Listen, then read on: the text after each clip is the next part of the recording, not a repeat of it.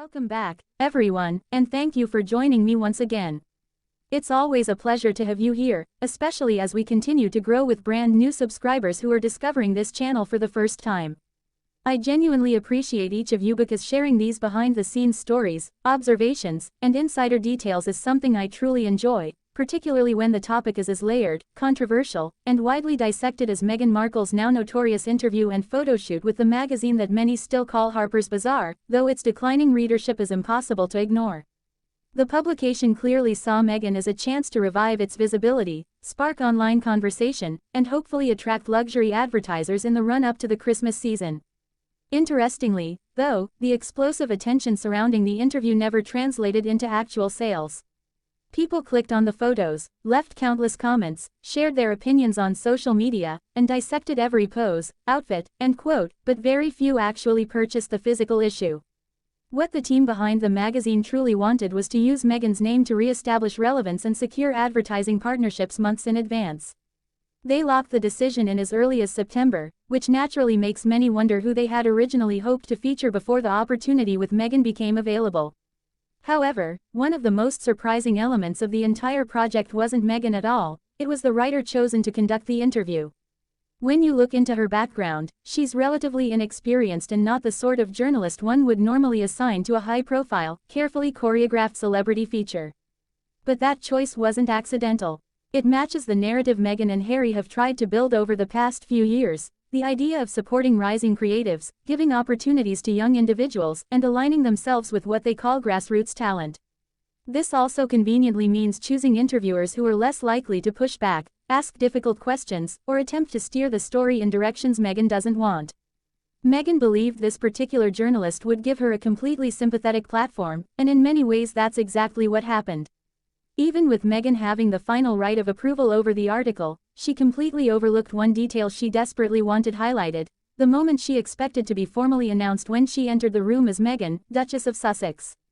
According to sources, and I say this allegedly as always, she is deeply upset that this didn't appear in the final printed version.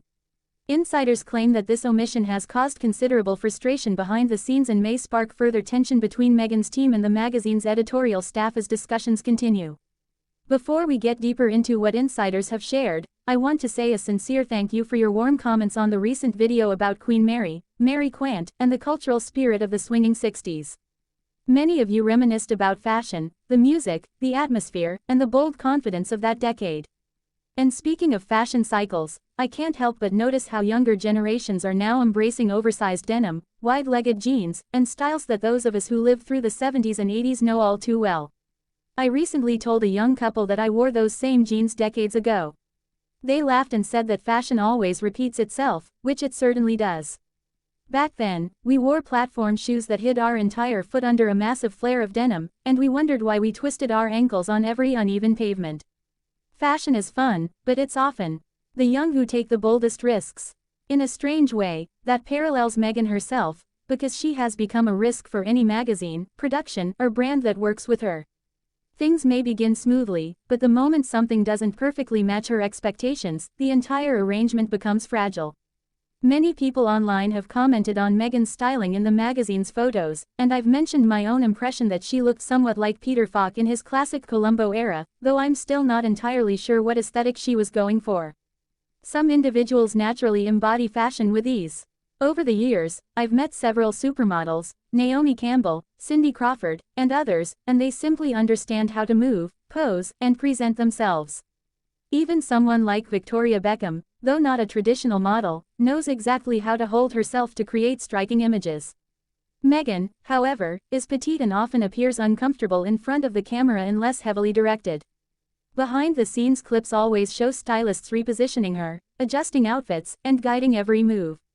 Nevertheless, Meghan needed the magazine cover, and the magazine needed the publicity, meaning both parties got something out of the arrangement, even if the end result didn't resemble the glamorous vision Meghan imagined. But the insistence on being called Meghan, Duchess of Sussex reveals far more than people might think. A former staff member who worked inside the inner operations of Archewell, sometimes referred to jokingly as Archworld because no one seems to know exactly what happens inside the organization, explained that Meghan expects formal introductions not only at public engagements but even within her own home workspace. Staff members are expected to address her as Duchess or ma'am, regardless of familiarity. And here's the twist that many don't realize: Harry fully supports and reinforces this. Insiders claim that Harry sincerely believes that, at some point in the future, he and Meghan will be invited back into the royal family in an official capacity. Because of this belief, he wants Meghan to maintain the Duchess identity daily so the title remains central to how she is viewed, both internally and publicly. Their attempts to brand themselves under new names, Meghan Sussex, Meghan Spencer, never caught on or resonated with audiences. So the Duchess title is the only remaining identity that still holds weight, at least in their eyes. Even their children, Archie and Lilibet, whom staff rarely encounter, are always referred to as prince and princess within the household, as though maintaining these titles helps preserve the idea of a royal future waiting somewhere down the line. Earlier this year, Meghan accidentally revealed notepaper and belongings embossed with royal ciphers, causing a stir online, but former staff weren't surprised. They had already seen numerous items around the home: bags, notebooks, luggage, accessories, bearing royal symbols. It's all part of Meghan's effort to reinforce significance and attach herself to the status she feels she still deserves. The magazine writer added the detail about Meghan wanting the Duchess introduction not out of respect but because she quietly found it humorous, as did the entire editorial team.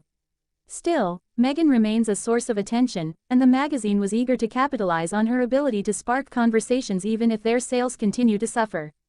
As this situation develops, especially regarding the dispute over the missing introduction line, it's clear there's much more to unfold. And as always, the moment I learn more, you will be the first to know. Reporting from Kensington, London.